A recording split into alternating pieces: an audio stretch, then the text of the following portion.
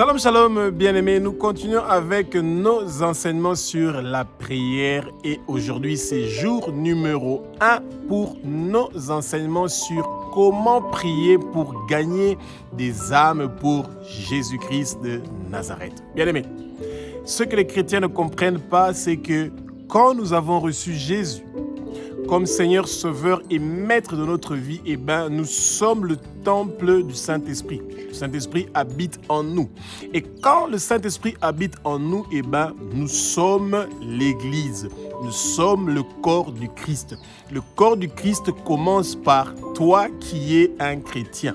Et ça veut dire que toi qui es un chrétien, qui est le temple du Saint-Esprit, qui est l'Église, tu as la responsabilité de gagner des âmes pour les emmener dans le royaume de Jésus. Et ce n'est pas en restant à la maison, ce n'est pas en restant dans ta chambre, caché, cloué, enfermé, et que tu es seulement en train de prier que l'évangile va arriver vers les brebis qui sont perdus, ceux qui sont perdus, ceux qui sont dans le besoin. Sens-toi responsable de pouvoir non seulement prier pour ceux qui sont perdus et qui doivent venir vers le bon berger, mais sens-toi aussi responsable de sortir de ton zone de confort pour aller vers ceux qui n'ont pas encore reçu l'évangile et de leur parler de la bonne nouvelle de Jésus-Christ de Nazareth. Apporter le salut, le réveil. Bien-aimé, même Jésus-Christ de Nazareth ne s'est pas fait exception lui-même. Il nous montre le chemin par excellence. Il a quitté son trône où il était assis à la droite du Père, lui qui est Dieu. Et il a accepté de venir sur terre et de prendre notre corps pécheresse pour que lui-même puisse parler du nom du Père, qu'il puisse parler du salut, du réveil, du royaume de Dieu, qu'il puisse parler de la bonne nouvelle de Dieu et qu'il puisse faire des miracles et des merveilles et des prodiges, bien-aimés. Et c'est ça que le peuple de Dieu doit comprendre, que quand vous avez accepté que Jésus est le Fils de Dieu, qu'il est Dieu, qu'il a versé son sang sur la croix de Golgotha pour vous et moi, pour que nous soyons sauvés, pour que nos péchés soient pardonnés, nous sommes tous, sans exception, appelés à gagner des âmes pour le royaume de Jésus. Nous voulons travailler pour l'avancement du royaume de Jésus-Christ de Nazareth. Que le Saint-Esprit prenne le contrôle de ma bouche. Que ce que je veux dire, ce ne sont pas les paroles qui viennent de moi, que ce sont des paroles qui sont inspirées par le Saint-Esprit. Que les écailles tombent, que vos yeux s'ouvrent. Vous allez connaître la vérité et la vérité va vous affranchir, bien-aimés. Les temps sont mauvais. Nous arrivons vers la fin des temps. Vous voulez avoir de l'or pur qui reste dans vos mains après que votre or soit brûlé, bien-aimé. Et c'est pour ça, Actes chapitre 2, du verset 1 au verset 4 nous dit que le vent impétueux du Saint-Esprit commence à souffler maintenant dans le lieu où vous êtes, bien-aimés, et que vous recevez la plénitude du Saint-Esprit, que vous recevez la révélation du Saint-Esprit, que vous êtes son temple. Votre corps est le temple du Saint-Esprit. Votre corps veut la pureté, la sainteté, la sanctification. Et quand vous avez la sanctification, vous avez cette lumière. Et partout où vous allez marcher, bien-aimés, il y a des guérisons qui vont se faire. Les boiteux vont marcher, les aveugles vont voir, les sourds vont entendre, les muets vont parler, les morts vont ressusciter. Les problèmes que les gens ont vont changer, bien-aimés. Ce qui se passait à l'époque des apôtres, ça n'a pas changé. Jésus est le même hier, aujourd'hui et éternellement, bien-aimés. Et vous avez cette puissance-là, vous avez ce pouvoir-là. De partout où vous êtes en train de marcher, quelque chose se passe. Le Seigneur veut à tout prix que vous puissiez gagner des âmes pour son royaume. Il y a le royaume de Satan. Les gens du Satan sont en train de travailler dur. Regardez les concerts de musique qu'ils sont en train de faire, des événements sportifs qu'ils sont en train d'organiser. Ils sont en train d'organiser des spectacles, des concerts, toutes sortes de divertissements. Bien-aimés, pour pouvoir attirer leur peuple et les distraire et les emmener vers le boulevard de l'enfer, et bien nous aussi qui travaillons pour Jésus-Christ de Nazareth, un travail qui est noble, qui est digne, qui est juste, et bien ce travail-là, c'est celui d'amener les âmes qui sont perdues, les brebis qui sont perdues, de les amener vers le bon berger. Le bon berger, c'est Jésus, lui qui est la porte, lui qui veut absolument que nous puissions venir vers lui, que nous reconnaissons la voix du berger, que nous amenons d'autres gens qui doivent reconnaître la voix du berger. Bien-aimé, ce n'est pas la voix de notre président, la voix des ministres, la voix de qui que ce soit qui peut nous emmener vers le Père. Eh bien non, c'est la voix de Jésus, le berger, celui qui est la porte. Et il veut que nous disons aux autres brebis, ceux qui ont cru et ceux qui n'ont pas encore cru, qu'il y a un seul berger et nous devons suivre ce berger-là, bien-aimé. Nous devons parler, bien-aimé, sur le péché, que les gens doivent arrêter de pécher, que les gens doivent écouter la bonne nouvelle. La bonne nouvelle est que leur nom peut être inscrit dans le livre de vie de l'agneau et ils vont avoir la vie éternelle, une vie après ici. Parce que quand nous sommes sur terre, eh ben, cette terre, nous sommes en voyage. Il y a des Amaleks sur notre chemin, des Amalécites, des gens qui nous empêchent, qui amènent une opposition pour nous empêcher de pouvoir avancer, persévérer. Et cette opposition-là peut aussi nous coûter notre vie après ici sur terre, après notre mort. Et pourtant, nous voulons que notre nom soit inscrit dans le livre de vie de l'agneau. Nous voulons après ici être vers le Père. Nous voulons être dans le royaume du Père bien-aimé.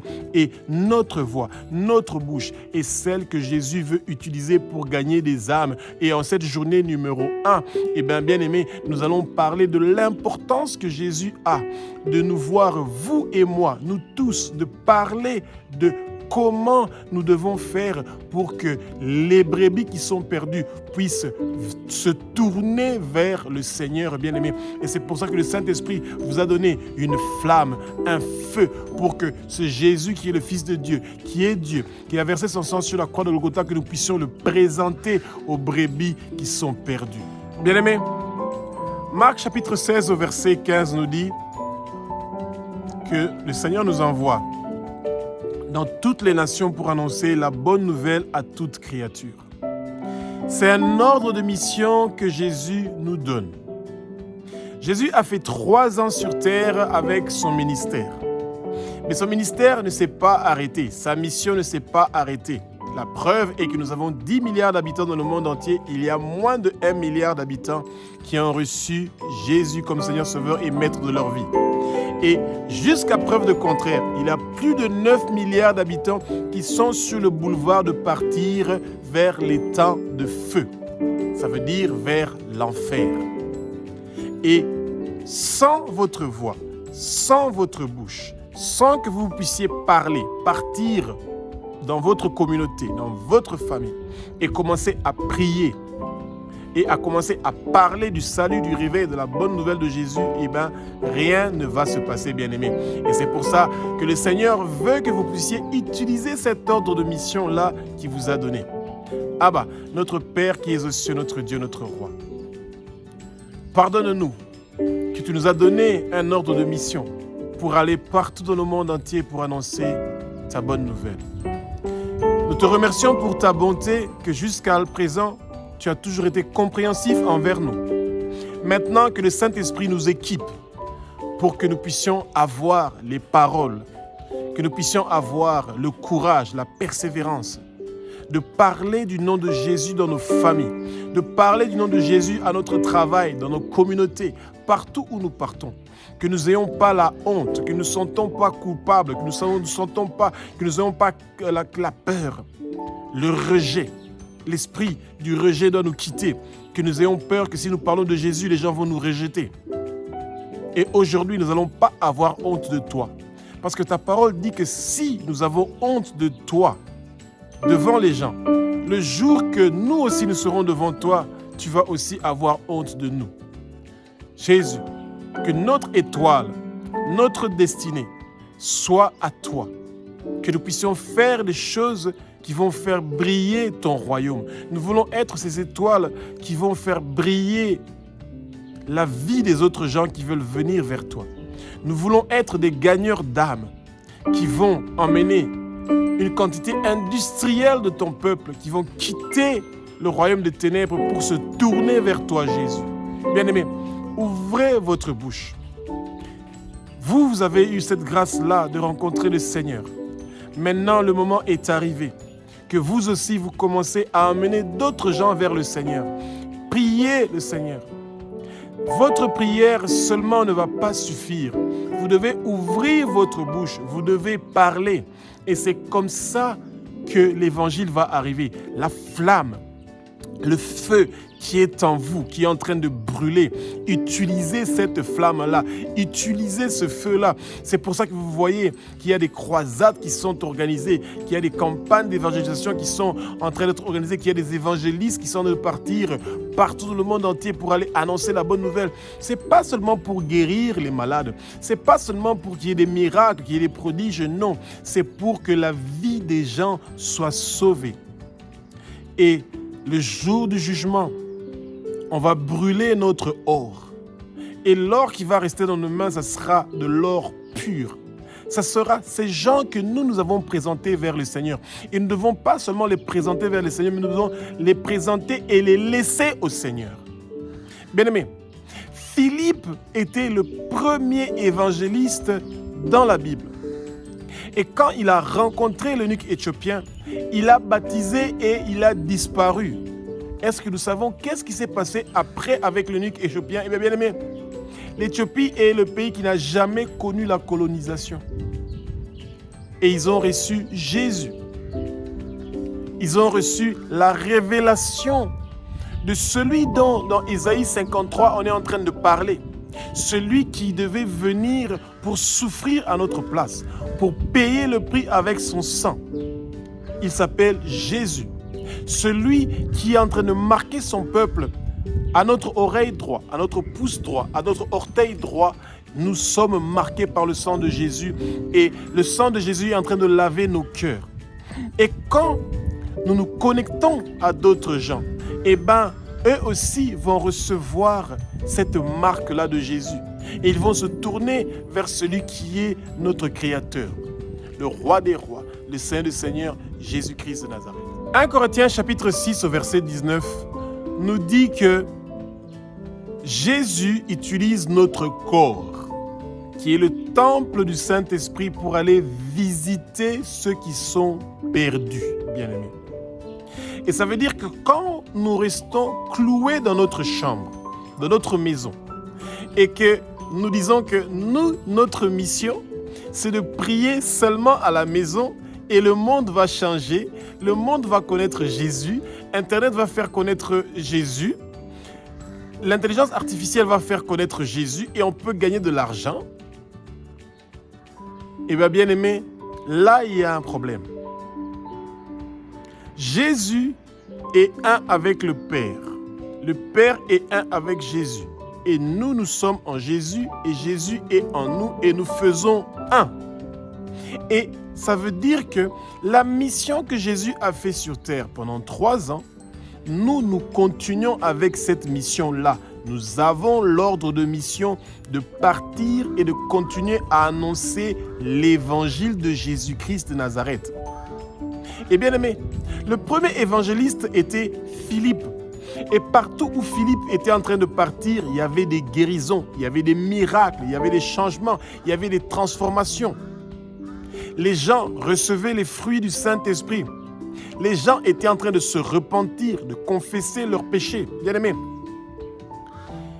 votre famille, essayez de regarder les membres de votre famille. Écrivez les noms de ceux qui n'ont pas encore reçu Jésus. Écrivez le nom de la communauté où vous vivez, ça veut dire le quartier où vous habitez, la région où vous habitez, le pays où vous habitez. Et chaque jour, prenez quelques minutes pour dire « Seigneur Jésus ».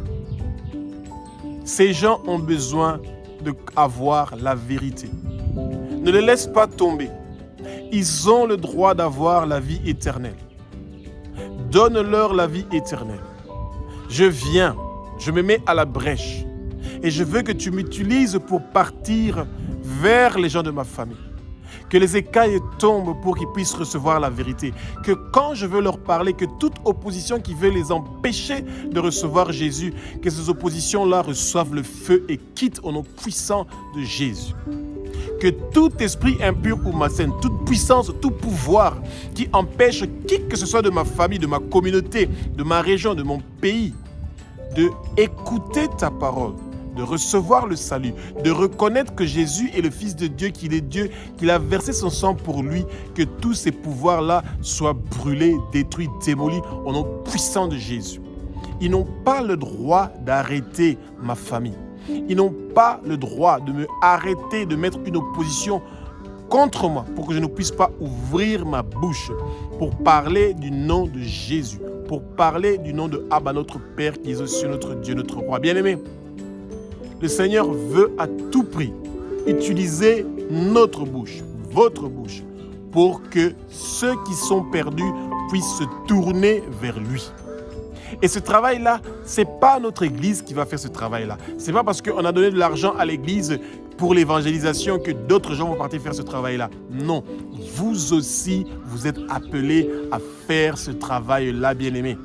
Et tôt ou tard, le jour du jugement, on va vous demander qu'est-ce que vous avez fait de ces dons que le Seigneur vous avait donnés, de guérir les malades, de faire des prodiges, des miracles, de gagner des âmes. Bien-aimés, contribuer à la mission de Jésus est la meilleure chose qui peut vous arriver dans votre vie. Et votre famille a besoin de Jésus. Votre communauté a besoin de Jésus. Vos collègues de travail ont besoin de Jésus. Vos partenaires de business ont besoin de Jésus. N'ayez pas honte qu'ils sachent votre identité, qu'ils sachent que vous appartenez à Jésus, qu'ils sachent que vous avez le Saint-Esprit. Quand vous parlez, ils entendent qu'il y a quelque chose que vous avez qui est différent par rapport aux autres. Votre comportement est différent par rapport aux autres. Et c'est pour ça qu'ils vont accepter volontairement de venir vers le Père, celui qui va écrire leur nom dans le livre de vie de l'agneau. Éphésiens chapitre 5, du verset 29 au verset 30, nous dit que nous, en tant qu'êtres humains, nous sommes l'Église. L'Église n'est pas seulement un bâtiment où les gens partent. Non, nous sommes déjà une Église en tant qu'individu, en tant que personne. Et parce que le Christ est en nous, parce que le Saint-Esprit est en nous, eh bien, nous avons tout ce dont nous avons besoin pour pouvoir partir, gagner des âmes pour le Seigneur. Bien-aimés, rappelez-vous, quand Abraham était en train de monter à la montagne pour aller faire l'offrande d'Isaac, il avait une flamme, le feu pour allumer l'offrande. Il avait un couteau pour couper l'agneau ou pour couper Isaac. Et Isaac avait porté le bois qui devait être utilisé pour brûler l'offrande. Et Isaac était lui-même l'offrande. Et Isaac n'a pas désobéi. Malgré qu'il avait demandé à son père, « Père, nous avons le feu, nous avons le couteau, nous avons le bois, et où est l'agneau bien-aimé ?» Eh bien, vous êtes cet agneau-là. Le Christ est en vous, bien-aimé. Le Saint-Esprit est en vous. Vous avez la flamme que Abraham était en train de monter avec ça vers la montagne. Vous avez la parole, l'épée que Abraham était en train de monter avec ça. Et votre parole, votre bouche que vous allez utiliser va prendre les péchés de tous ces gens avec qui vous allez parler. Il va les mettre sur le feu. Et ce bois-là que Isaac a porté, eh bien, ce bois va brûler les péchés de tous les gens avec qui vous allez parler, bien-aimés. Jésus a déjà payé le prix sur la croix. Il a versé son sang pour que nous puissions avoir ce pouvoir-là, de pouvoir parler en son nom. Nous avons le droit de parler au nom de Jésus pour que les gens arrêtent le péché, qu'ils demandent pardon de leurs péchés, qu'ils demandent pardon des péchés de leurs parents, de leurs ancêtres. Nous devons leur prévenir que quand vous travaillez pour le royaume de Satan, vous êtes candidat à la perdition. Vous n'êtes pas candidat pour aller au ciel, mais Jésus veut que vous ayez au ciel. Jésus a prévu une belle place pour vous. Il veut répondre à vos besoins. Jésus peut pourvoir à vos besoins. Jésus peut être celui qui vous guérit. Jésus est votre drapeau. Et c'est beau, bien-aimés, que ce Dieu qui est en train de combattre pour nos nuits et jours est prêt à nous aider pour que nous qui sommes l'Église, il veut utiliser notre corps, notre bouche pour que les âmes puissent tourner, bien-aimés, vers lui, Jésus, qui est la lumière. Abba, notre Père qui es aux cieux, notre Dieu, notre Roi, nous te bénissons parce que tu as fait de nous ton Église et que tu veux nous utiliser pour aller gagner des âmes. Équipe-nous. Nous sommes tes instruments. Utilise-nous comme tu veux, quand tu veux, pour que nous puissions partir gagner des âmes partout dans le monde entier. Que notre famille soit sauvée, que notre communauté soit sauvée, que notre quartier soit sauvé, que la région où nous sommes soit sauvée, que le pays où nous sommes soit sauvé, au nom puissant de Jésus-Christ de Nazareth. Colossiens chapitre 1, du verset 26 au verset 27, nous dit que Jésus vit en nous, bien-aimés. Et ça, c'est un mystère pour les païens, c'est un mystère pour les brebis qui sont perdus. C'est un mystère pour les brebis qui ne connaissent pas qui est leur berger, bien-aimés. Parce que le berger est en nous, Jésus est en nous. Parce que Jésus est en nous, eh bien, nous connaissons la voix du berger. Nous connaissons la porte de la bergerie. Nous ne passons pas par la fenêtre, mais nous passons par la porte. Et la porte, c'est Jésus. C'est Jésus qui nous conduit vers le bon pâturage. Et il veut nous utiliser pour influencer les gens autour de nous, bien-aimés, qui ne comprennent pas que Jésus est en nous et que nous entendons la voix du berger et que nous connaissons la porte de la bergerie et il veut nous utiliser, nous, notre bouche, pour que nous puissions gagner des âmes. Que les brebis qui ne veulent pas écouter, que les brebis qui sont têtus, que les brebis qui ne veulent pas suivre le bon berger, eh bien, quand nous suivons tous le chemin du bon berger, eh bien, ces brebis-là n'auront pas un autre choix que celui de suivre le bon berger. Bien-aimés, Jésus vit en nous. Et ça, c'est un mystère pour les païens. Et ça, c'est un mystère pour ceux qui n'ont pas reçu Jésus.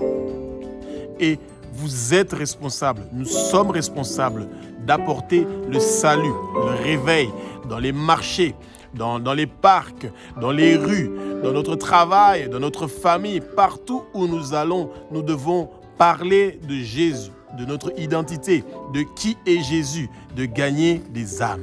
Gagner des âmes est un honneur, gagner des âmes est une puissance, gagner des âmes est une richesse, gagner des âmes et une sagesse, gagner des âmes et une force. Bien-aimés, le Seigneur vous donne cet honneur-là, d'être son représentant, son ambassadeur, que partout où vous allez, vous parlez de son nom, vous portez son drapeau. Et où vous allez, de maison en maison, vous plantez son drapeau et il est présent là. Et il est en train de défendre ces gens-là contre toute personne qui veut les empêcher de connaître la vérité et de recevoir la vie éternelle. Et bien aimé, c'est question de vie et de mort. Il y a deux royaumes. Le royaume du Satan, c'est la perdition, c'est l'enfer, le feu éternel.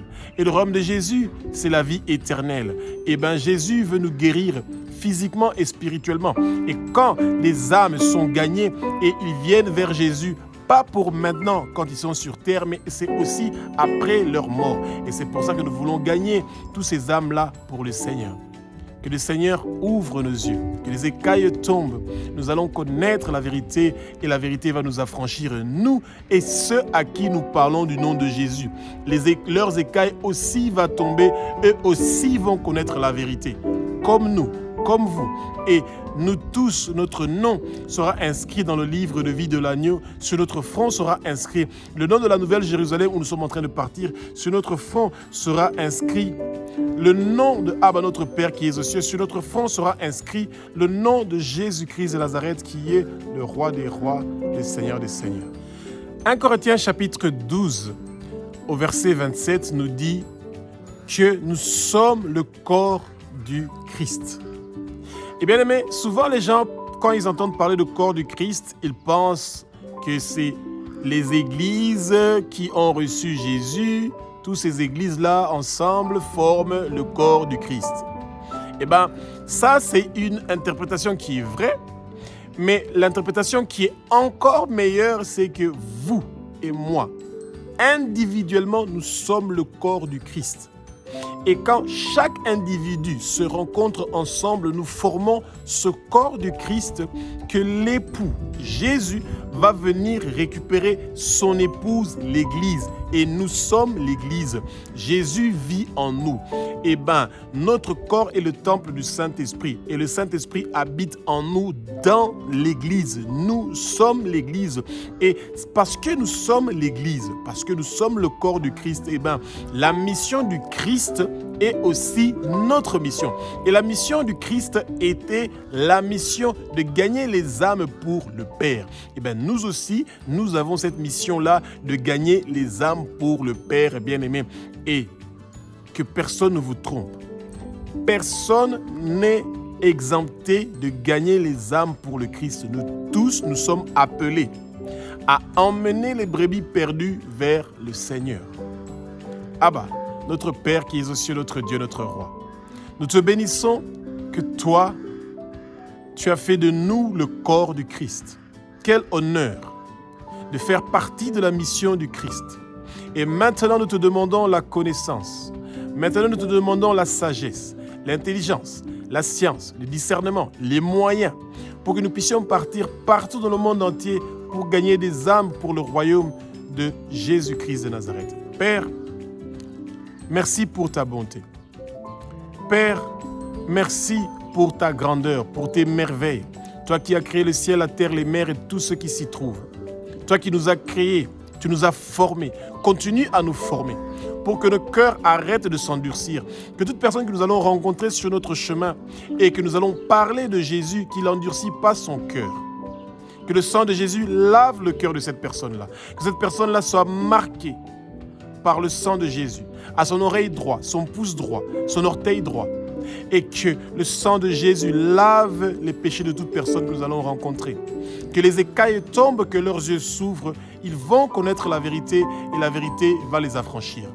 Père, et que toute personne pour qui je veux prier, que toute personne pour qui il va recevoir la révélation, qui va accepter Jésus comme le Fils de Dieu, celui qui est Dieu, celui qui a versé ce sang pour lui, qu'il continue aussi à transmettre à d'autres gens.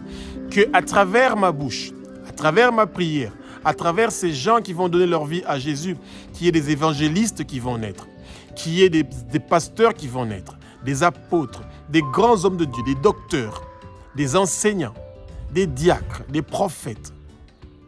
Père, que ta mission continue, que la mission de Jésus continue, que le monde de ténèbres soit vidé et que tous ceux qui sont dans les ténèbres se tournent vers la lumière qui est Jésus.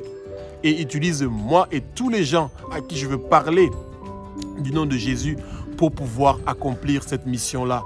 Parce que le retour de Jésus est pour bientôt et Jésus veut venir pour prendre une église qui est unie. Que l'unité qu'il y a entre Abba, toi et le Saint-Esprit et Jésus-Christ, que votre unité descende sur nous. Que cette unité-là et la puissance que vous avez, que cette puissance vienne en moi. Et que toute parole que je veux prononcer pour les guérisons, pour les changements, pour la transformation, Père, que ces choses-là se passent. Je sais que toi, tu es un Dieu qui ne fait pas de favoritisme. Tu l'as fait avec Philippe, le premier évangéliste. Il a fait des miracles, des prodiges, il a parlé de ta parole. Et les gens ont guéri, il a baptisé les gens. Eh bien, moi aussi, je veux réussir à le faire. Et les gens pour qui je veux prier, eux aussi, cette flamme va être avec eux. Cette flamme du Saint-Esprit va les accompagner à pouvoir continuer avec cette mission que Jésus nous a donnée. Celui de gagner des âmes pour ton royaume, Père. Marc chapitre 6, du verset 5 au verset 6, nous parle de quand Jésus est arrivé chez lui. Et qu'il était très étonné de voir que les gens étaient incrédules, que les gens ne croyaient pas en lui. Et que dans d'autres endroits où il était, là-bas, on avait cru en lui.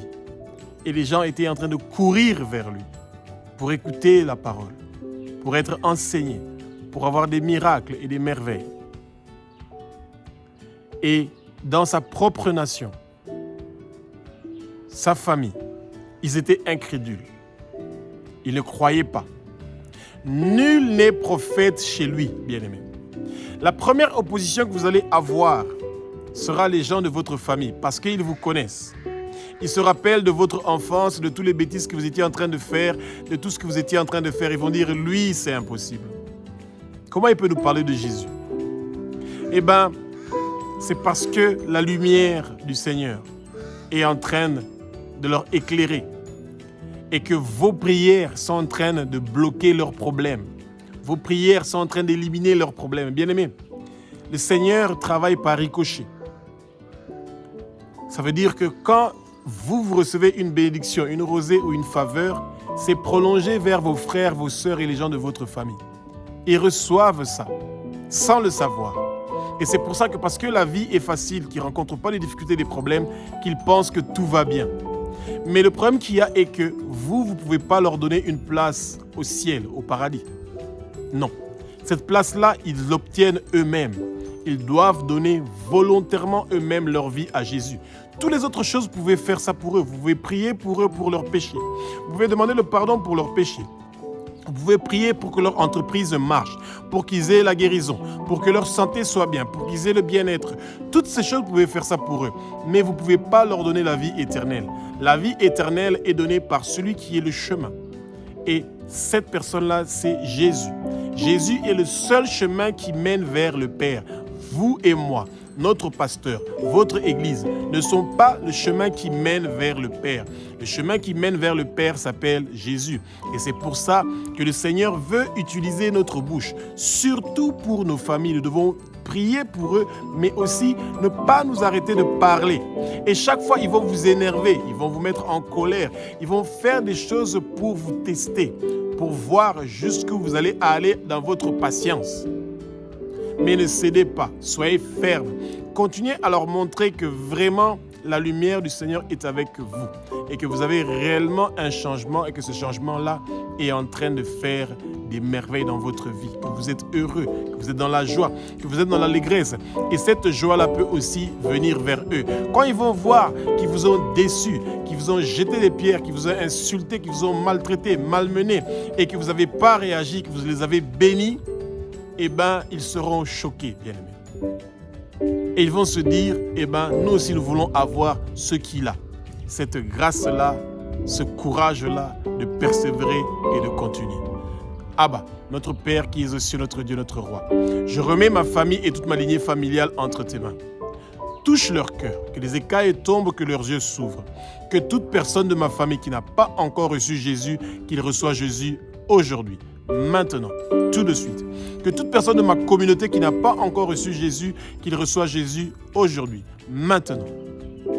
Je veux que toute ma famille devienne des gagneurs d'âmes, qu'ils gagnent des âmes pour ton royaume, Jésus. Et tu nous as créés pour que nous puissions être à ton service, que nous soyons tes instruments. Et nous allons être dans la vérité. Et nous allons être des modèles. Nous allons être des modèles de la perfection. Et nous savons que toi, tu vas toucher le cœur de toute personne de ma famille, de toute personne de la communauté où je suis, de la région où je suis, du pays où je suis. Tu vas toucher leur cœur pour qu'ils arrêtent d'endurcir leur cœur et qu'ils reçoivent le salut, le réveil, la bonne nouvelle de Jésus. Tu es un Dieu qui est merveilleux.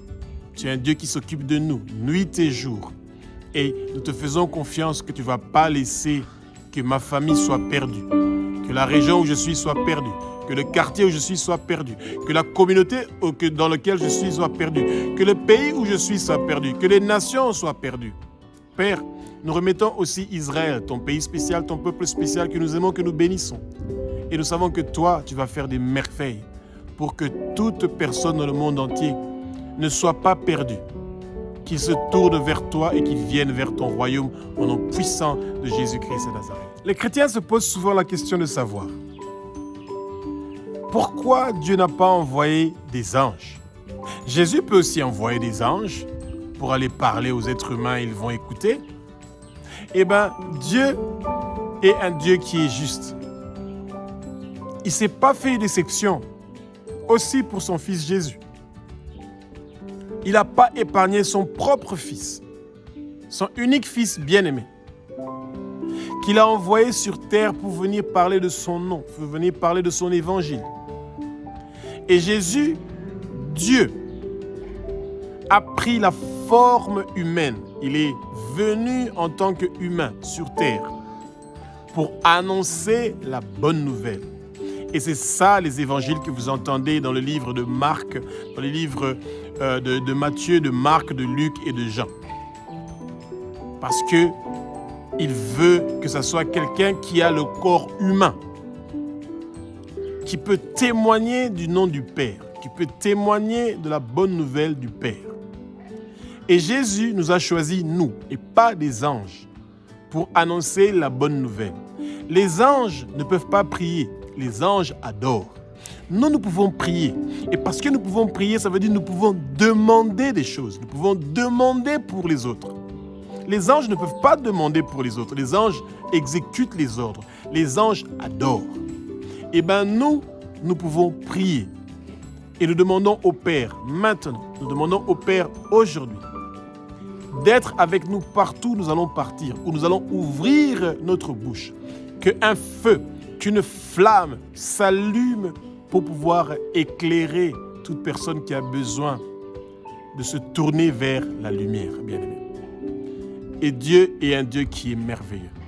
Et nous devons le bénir parce qu'il est le Dieu qui a accepté que nous puissions venir vers lui et que nous puissions amener des âmes vers lui. Que nous soyons des gagneurs d'âmes, que nous soyons ceux qui vont gagner des âmes, bien-aimés. Et Dieu nous a donné l'ordre de mission. Cet ordre de mission-là que nous devons utiliser à tout prix. Ça sert à quoi d'avoir un ordre de mission que nous glissons en dessous de notre lit, en dessous de notre table, que nous gardons cela dans notre sac et que nous ne le sortons pas pour l'utiliser? Bien-aimés, utilisons l'ordre de mission. Allons vers les brebis qui sont perdues. Parlons de Jésus et de la bonne nouvelle. Que ces gens qui sont perdus, que nos frères et nos sœurs qui sont perdus, que nos nations qui sont perdues se tournent vers Jésus-Christ de Nazareth, le roi des rois, le Seigneur des seigneurs. Bien-aimés, Philippiens chapitre 2, verset 13 nous dit que Dieu veut et il nous donne le vouloir faire et la volonté. De la même façon qu'il a fait avec Jésus. Eh bien, ils ont regardé dans le ciel. Qui allons-nous envoyer pour aller sauver ce peuple? Annoncer le nom de Dieu. Annoncer la bonne nouvelle. Et Jésus a senti ce vouloir-là du Père. Que le Père voulait que lui parte vers nous pour venir nous sauver, pour mourir une mort horrible sur la croix, pour souffrir, pour être persécuté pour nous. Eh bien, c'est ce vouloir faire-là, cette volonté, ce plaisir-là, c'est ça que nous devons avoir pour aller gagner les âmes. Nous devons sentir la même chose que Jésus a senti. Ce vouloir de venir sur terre, de ce vouloir de partir partout pour gagner les âmes pour le royaume de Jésus. Le Père nous appelle à venir servir volontairement son royaume pour parler du salut, du réveil, de la bonne nouvelle de Jésus. La bonne nouvelle du royaume. Que partout où nous allons partir, eh bien, le royaume de Dieu est arrivé. Et c'est pour ça qu'en cette journée numéro 1, eh bien, nous préparons le peuple de Dieu pour que le peuple de Dieu puisse être équipé, enseigné, armé pour pouvoir partir partout dans le monde entier pour gagner des âmes pour le royaume de Jésus. Bien-aimés, soyez dans la joie que vous êtes en train de contribuer à la mission de Jésus-Christ de Nazareth. Celui de gagner des âmes, d'apporter des âmes dans le royaume de Jésus. Que vous travaillez pour l'accroissement, pour l'agrandissement. Vous contribuez pour l'agrandissement du royaume de Jésus. Vous aidez Jésus dans sa mission. Vous contribuez à vider le royaume des ténèbres pour remplir le royaume de la lumière, celui qui est le royaume de Jésus. Et que vous apportez la vraie évangile, l'évangile qui parle de Dieu, l'évangile qui parle de Jésus, l'évangile qui parle du royaume de Dieu, l'évangile qui parle du retour du Messie, l'évangile qui parle de l'époux qui vient pour chercher l'épouse. L'évangile qui va faire que les gens que vous allez rencontrer, leurs noms seront inscrits dans le livre de vie de l'agneau. Et vous allez avoir de l'or pur.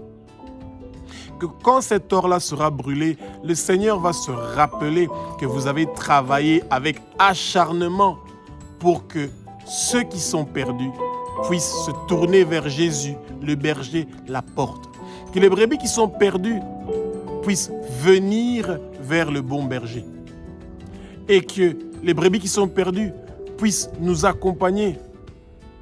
Non seulement nous accompagner vers le bon pâturage, mais qu'ils deviennent dociles, que leur cœur soit rempli du Saint-Esprit, que leur cœur soit lavé par le sang de Jésus, qu'ils soient marqués à l'oreille, à leur pouce, à leur orteil, qu'ils appartiennent à Jésus par le sang précieux de Jésus et que toute personne qui veut les empêcher d'avoir accès au royaume du Père, à cette maison que Jésus nous a construite chez le Père, ils ne vont pas réussir et prospérer. Bien-aimés, soyez rassurés. Vous n'allez pas mourir. Vous allez vivre et déclarer les œuvres de l'Éternel des armées. Tout accident que le monde de ténèbres a prévu contre vous à cause du travail que vous êtes en train de faire de gagner les âmes ne va pas réussir et prospérer. Tout blocage de vos finances ou la disparition de vos possessions, parce que vous allez gagner des âmes pour Jésus, cela ne va pas réussir et prospérer. Toute maladie et infirmité que le monde de ténèbres a prévu contre vous parce que vous partez gagner des âmes pour Jésus, cela ne va pas réussir et prospérer. Le Seigneur vous donne la victoire. Vous avez le triomphe parce que vous faites un travail qui est digne, celui de contribuer à la mission de Jésus de gagner des âmes pour le royaume du Père. Alléluia.